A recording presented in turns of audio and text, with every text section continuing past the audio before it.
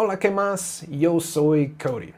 Este video es parte de una serie que yo compartir con ustedes algunas historias y lecciones aprendidas viviendo en Colombia. Remember, I'm not a Spanish teacher, that is Maria. I'm just the Spanish student. This is the second of these videos that I've made. If you want to see the first one where I talked about the lesson I learned buying bread at the bakery, you can find a link in the description down below. Like the previous video, the story that I'm going to tell you today is going to be all in Spanish. Yes, I'm going to be speaking Spanish. Making these videos is a cool way for me to practice my Spanish and make some cool content for you all. Speaking of Spanish practice, La princesa está perdida.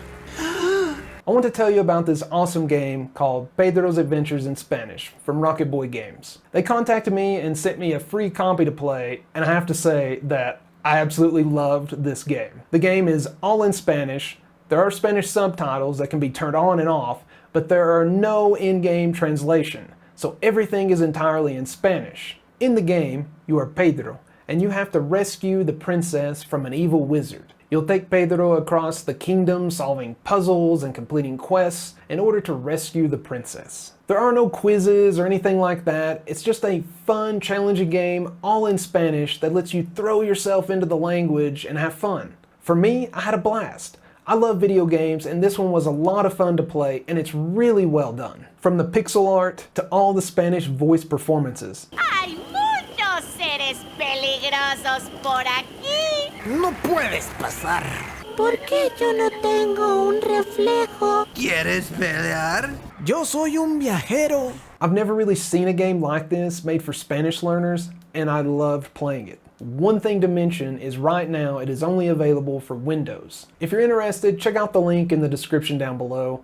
Head over there and show them some love and support. I'm really excited to see what they come up with next, and hopefully we'll be able to get us a sequel to this game. Also, for the next 10 people that buy our beginner bundle, which comes with our beginner Spanish course, our beginner Spanish digital workbook, and our digital phrase book, you're going to get a free copy of the game. ¿De dónde eres? Te ves perdido y tu ropa es muy inusual. ¿Puedo ayudarte con algo?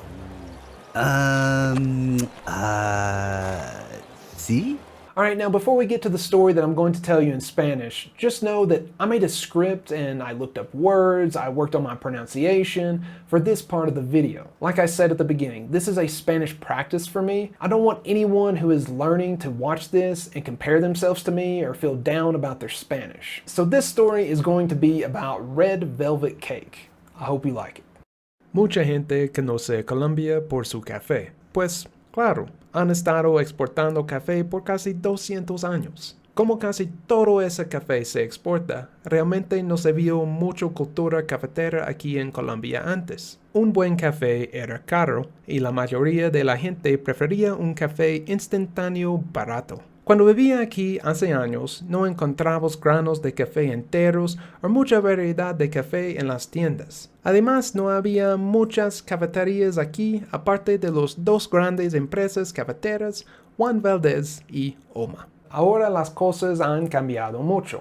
Encuentras muchos tipos y variedades de café en los supermercados. También hay otro tipo de cafeterías locales diferentes. Algunas de estas cafeterías incluso tienen su propia marca de café que también puedes comprar. Nunca me ha gustado mucho el café, pero estoy cambiando. ¿Y a ustedes les gusta el café? ¿Con qué frecuencia tomas café? Yo tomo quizás 2 o 3 tazas a la semana. A pesar de que no soy muy aficionado al café, María y yo hemos estado yendo y explorando diferentes cafeterías y hemos estado en muchas. Sin duda, mi favorito es Colo Coffee. Tiene muchas plantas y árboles creciendo dentro del lugar. La decoración es muy chévere. También tú estás su café en el lugar. Lo puedes ver y después recoger una bolsa de café para llevar a la casa. También tienen un restaurante que tiene muy buena comida. La primera vez que María y yo fuimos allí, fuimos porque leímos sobre lo buena que era la comida y queríamos probarla.